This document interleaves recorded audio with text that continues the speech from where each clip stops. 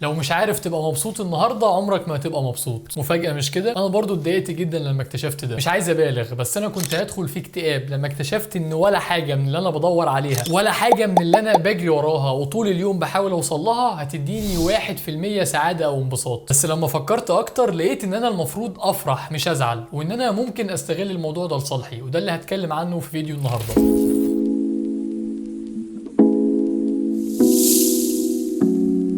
زمان لما كنت بسمع حد يقول الفلوس ما بتشتريش السعادة او ان القناعة هي احسن كنز، كنت بقول بص البائس الفقير شوف بيكوب ازاي عشان يبرر لنفسه انه مش غني او معهوش فلوس كتير او مش عارف يجيب عربية غالية او يلبس احسن براندات. كنت شايف ان السعادة دايما في الانجاز، السعادة في انك تحقق حاجة، في انك تنجح. بس كنت شايف ان لما يبقى معايا مليون جنيه هبقى مبسوط 10 اضعاف من لو معايا 100,000 جنيه، او اني لما العب ديد ليفت ب 300 كيلو هبقى مبسوط 5 مرات قد وانا بلعب ب 60 كيلو. ولو جبت مثلا 97% ورتبت على الدفعه هبقى اسعد انسان في الوجود، غير لو كنت جايب 90 او 85%. ولكن دلوقتي انا مقتنع ان الكلام ده غلط. فخ كبير بنقع فيه كلنا هو اننا بنفتكر اننا لما نوصل لنقطه معينه في حياتنا كل امانينا هتتحقق، هنبقى مبسوطين جدا وسعداء، بنصحى من النوم كل يوم هنطير من السعاده. ممكن تكون النقطه دي هي انك تدخل كليه معينه، او توصل مليون سبسكرايبر، او تشتري عربيه نفسك فيها، او توصل 10% دهون. بس للاسف it doesn't work like that. شوف كده كام واحد، والاحصائيات موجوده في جوجل، ادخل وسرش كام واحد كان ملياردير ودخل في اكتئاب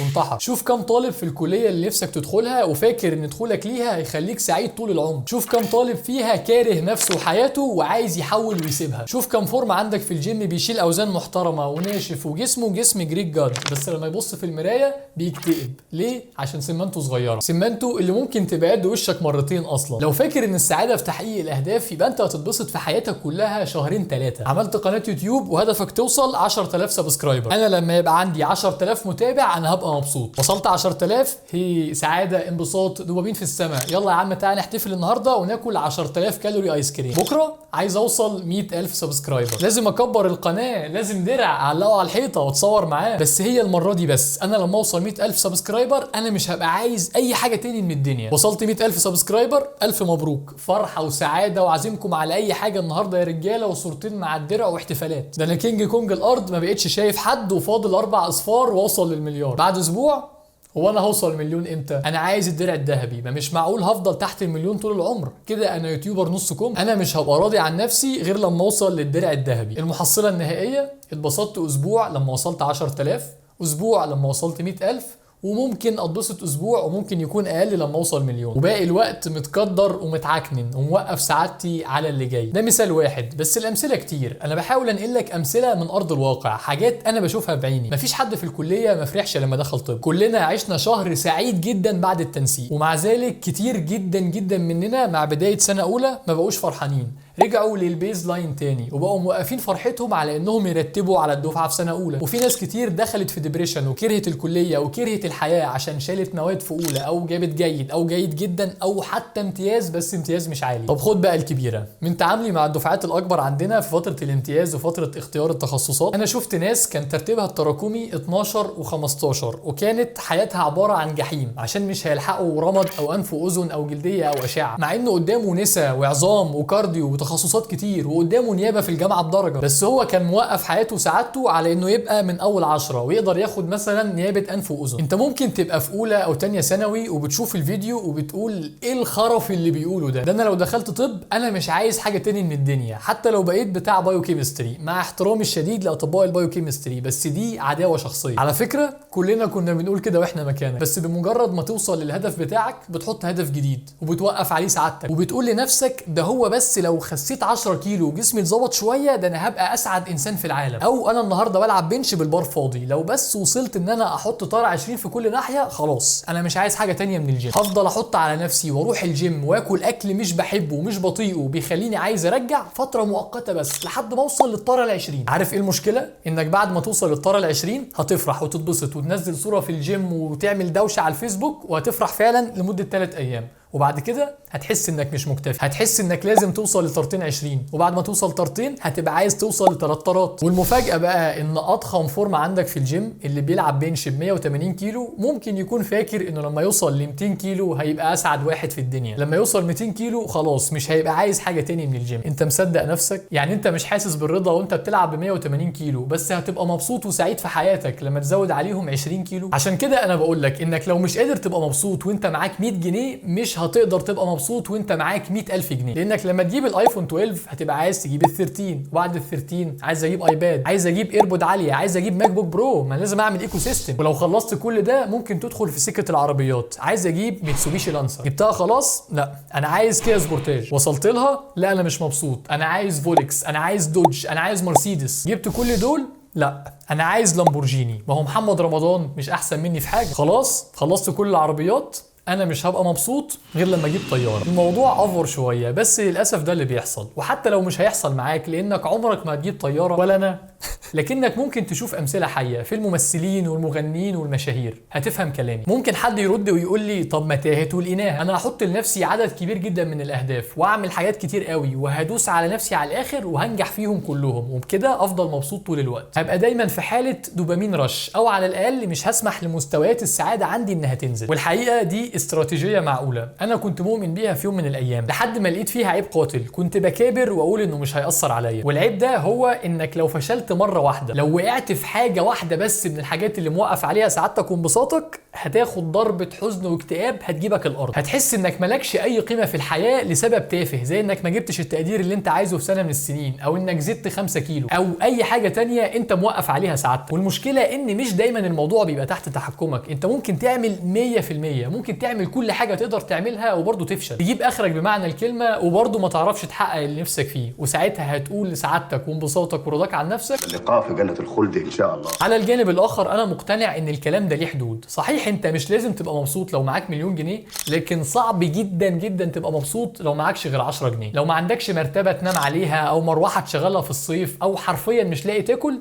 أنا شايف إنه صعب جدا إنك تبقى سعيد مهما كنت راضي، إلا لو كنت زاهد ليفل الأنبياء والتابعين، ودي حاجة مش بتتكرر كتير، يعني غالبا أنت مش كده. ممكن تبقى في فورمة كريس بامبستد وعندك بادي ديسمورفيا وكاره جسمك وكاره نفسك حقيقي، بس صعب جدا جدا إنك تبقى مبسوط وراضي عن شكلك لو وزنك 180 كيلو. مش بس عشان شكلك، لا كمان عشان صحتك والليميتيشن اللي بيحصل لك. مش بتعرف تجري، مش بتقدر تطلع سلم، مش بتقدر تعمل اي حاجه من غير ما ركبك توجعك وتنهج. بدل ما تبقى بتدور على السعاده انت بتحاول تتخلص من الالم. فالموضوع زي ما قلت ليه حدود. طب ايه الحل لما الفورمه مش هتبسطني والدرجات مش هتفرحني والفيلا الواسعه مش هتخليني راضي والفلوس مش هتشتري لي السعاده؟ امال انا المفروض اعمل ايه؟ ايه اللي هيخليني مبسوط؟ ولا انا هفضل طول عمري زعلان ومكتئب وخلاص بقى المفروض انط من البلكونه؟ لا مش المفروض تنط من البلكونه. انت محتاج في رايي تركز على 5 عادات. 5 عادات بالنسبه لي انا كانوا المفتاح للسعاده الدائمه او البيز لاين هابينس، ان انا وانا قاعد عادي في البيت ما بعملش اي حاجه ابقى مبسوط وراضي نوعا ما. ممكن الحاجات دي تنفع معاك وممكن ما تنفعش، ممكن تبقى مناسبه لشخصيتك وممكن لا. جرب ومش هتخسر حاجه. جرب كل واحده في ال5 دول لمده اسبوع وشوف النتيجه. رقم 1 علاقتك بربنا. حياه الملحد غالبا بتفتقد للمعنى لان ناقصه امتياز جامد جدا جدا موجود عندك وانت مش بتستغله، وهو الروحانيه. مجرد معرفتك ان في اله بيهتم بيك وفي اخره وفي سعاده ابديه بيخلي مواقف كتير صعبه تعدي من غير ما تدوس عليه، بيخلي لحظات كتير متعبه ما يبقاش ليها عليك اي تاثير. حاول ما تقطعش العلاقه اللي بينك وبين ربنا، وانا مش بقول لك تبقى راهب او ناسك، انا بقول لك على الاقل ما تفوتش صلاه وخلي ربنا دايما في بالك في تفاصيل يومك المختلفه. رقم 2 عاده اتعلمتها من الاجانب وهي الجراتيتيود او الامتنان. كل اللي هتحتاجه هو دقيقتين او اقل في اليوم. اختار وقت ثابت، ممكن بعد صلاه معينه او قبل ما تنام او بعد العشاء، وانا شخصيا بفضل بعد ما اصحى من النوم. المطلوب منك انك تمسك ورقه وقلم وتكتب حاجه واحده بس انت ممتن لوجودها في حياتك، او بتحمد ربنا على انها موجوده، او شاكر لوجودها، او ايا كان اللفظ اللي هتستخدمه. ولو بتعملها في اخر اليوم ممكن تخليها حاجه حصلت خلال اليوم نفسه. في ناس بتقول لك اكتب 5 حاجات او 10 حاجات، وده كويس مش وحش، بس انا شايف انك تبدا بحاجه واحده بس على الاقل في اول اسبوعين، ممكن بعد كده تزود لو حابب. العاده دي بتجبرك انك تفكر بايجابيه، وبتفكرك في وسط الايام الصعبه ان الحياه مش دايما سودة، وان موقف صغير ما ينفعش ينسيك كل الحاجات الحلوه في حياتك. بس عارف بتفيد في ايه كمان؟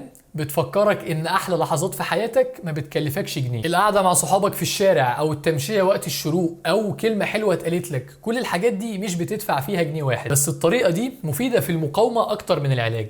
يعني مش انا النهارده صاحي متضايق خلاص امسك نوت واقعد اكتب الحاجات الحلوه في حياتي، لا، القوه الحقيقيه للعاده دي بتبان بعد اسبوعين وثلاثه وشهرين وثلاثه، لما تلاقي انك كل يوم عندك حاجات حلوه مبسوط بوجودها في حياتك، وتكتشف انك بتعيش احلى فترات حياتك وانت مش حاسس. العاده دي مؤثره جدا بالنسبه لي، لان بعد ما طبقتها لفتره مش قليله اكتشفت ان انا اسعد انسان في الدنيا، واكتشفت ان ماليش الحق ان ازعل او اكتئب او احس بضيق اكتر من 5 دقايق. ياه، انا عندي كل ده. رقم 3، وحاول تسمعني قبل ما تشتم، وهي انك تعمل الحاجات اللي بتحبها. مش قصدي انك بتحب الايس كريم يبقى تاكل كل يوم علبه فرايدي حجم عائلي، ولا قصدي انك بتحب المسلسلات يبقى تحقق رقم قياسي في عدد ساعات مشاهده نتفليكس. انا مش بتكلم عن الحاجات اللي بتعمل لك دوبامين هيت، انا قصدي انك تعمل الحاجات اللي فعلا المفروض تعملها بس بالطريقه اللي بتحبها. يعني انت واحد عايز تمارس الرياضه، وعارف ومتاكد انك المفروض تلعب رياضه عشان شكلك وصحتك واسباب تانية. كل الناس بتقول لك روح الجيم، بس انت مش بتحب الجيم، خلاص مش لازم. العب كره قدم، طايره، يد، سكواش، تنس، اي رياضه قدامك، العب الرياضه اللي بتحبها. مش لازم تغصب نفسك ما دام قدامك خيارات تانية. ما بتحبش الجري، العب عجله. ما بتحبش العجله، العب على اي جهاز كارديو تاني. العب اي حاجه تانية حتى لو كانت المشي. لو بتحب الجيم بس مش بتحب البادي بيلدينج، العب باور ليفتنج. جرب حاجات مختلفه لحد ما تلاقي الحاجه اللي بتحبها وبتبقى مبسوط وانت بتعملها. انا عرفت قيمه الموضوع ده جدا السنه اللي فاتت. سنه 5 عندنا في الكليه المفروض ان هي اصعب سنه في حياتك، وشهور الجحيم بقى، ال4 شهور امتحانات دول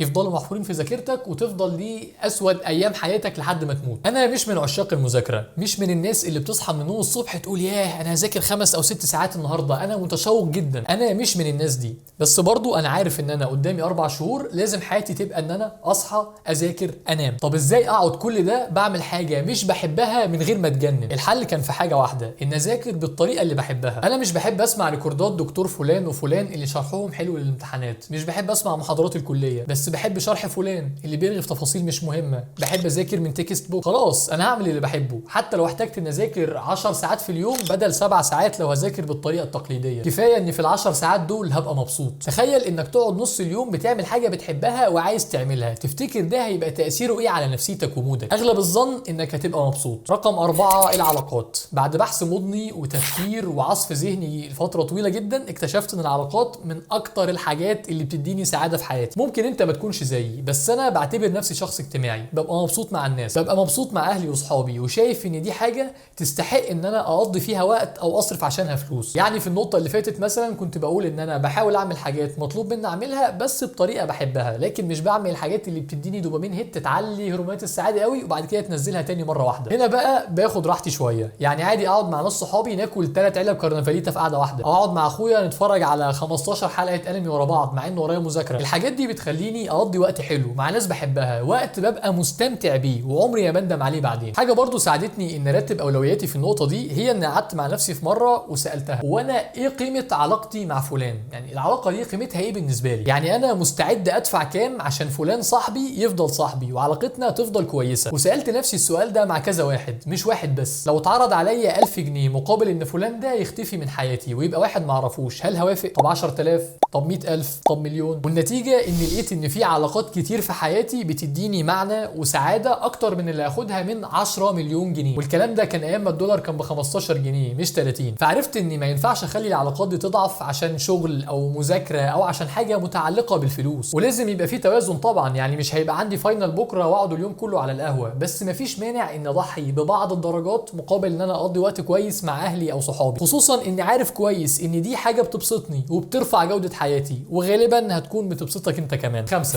في مسلسل امريكي مشهور انا ما شفتوش كله اسمه سوبرانوس، مش هحرق عليك احداثه ويمكن تحب تشوفه بعدين. في مشهد في المسلسل ده اثر فيا قوي. طبعا المسلسل بيتكلم عن مافيا وعصابات وناس بتقتل ناس وفي دم بقى مشاكل كتير. في حلقه من الحلقات احد الابطال دخل في مشكله صحيه كبيره وطلع منها سليم، مع ان التوقعات كلها كانت بتقول انه هيموت. ساعتها قال جمله حلوه قوي، لما سمعت الجمله دي سالت نفسي هو لازم امر بموقف صعب او لازم ابقى في مكان بين الحياه والموت عشان خاطر احس ان كل يوم هديه؟ ليه ما اتعاملش بالعقليه دي من دلوقتي؟ خصوصا ان انا مؤمن ان كل يوم جديد هديه من ربنا، كل يوم جديد فرصه ان انا اعيش وان اعمل حاجات بحبها وان انا اتبسط اكتر. انا بحب الحياه ككل، فايه مانع ان انا احبها كاجزاء. قررت اني اعيش كل لحظه، هستمتع باللحظات الصغيره حتى لو كانت ممله او مكرره، حتى لو كان ملهاش اي معنى بالنسبه لك، زي ان انا واقف اكلمك دلوقتي. انا مش مغصوب عشان اعمل الفيديو ده، ولو حبيت اقفل الكاميرا واقفل الشانل كلها محدش هيقول لي حاجه. انا بصور الفيديو ده عشان انا عايز اصوره، عشان انا مبسوط وانا بصور، وهبقى مبسوط لما اخلص، وانا بحب الموضوع كله، وده ملوش غير معنى واحد، ان انا لازم استمتع بكل لحظه في اللي انا بعمله، ما انا مختاره بمزاجي. دي كانت خلاصه رحلتي في البحث عن السعاده. مش لازم انت تبقى زيي، ممكن انت تلاقي سعادتك في الفلوس او الوظيفه او اي حاجه تانية، فما تاخدش كلامي على انه قران. بس مفيش مانع انك لو كنت حاولت قبل كده توصل للسعاده كذا مره بطريقتك وما نجحتش، انك انت تجرب توصل لها بطريقتي مره واحده. وما تنساش ان السعاده مش حدث، مش زرار هتدوس عليه فتبقى مبسوط وفرحان، لا ده موضوع بياخد وقت شويه، ومحتاج تغيير في عقليتك وفي افعالك وفي كل حاجه في حياتك، محتاج تغيير في نظام يومك. بس اهم حاجه تفضل فاكرها، ولو هتطلع من الفيديو ده بنقطه واحده بس، هي انك لو مش عارف تتبسط باللي معاك مش هتعرف تتبسط باللي هيجي، وان لو الجنيه الجاي هو اللي هيخليك مبسوط،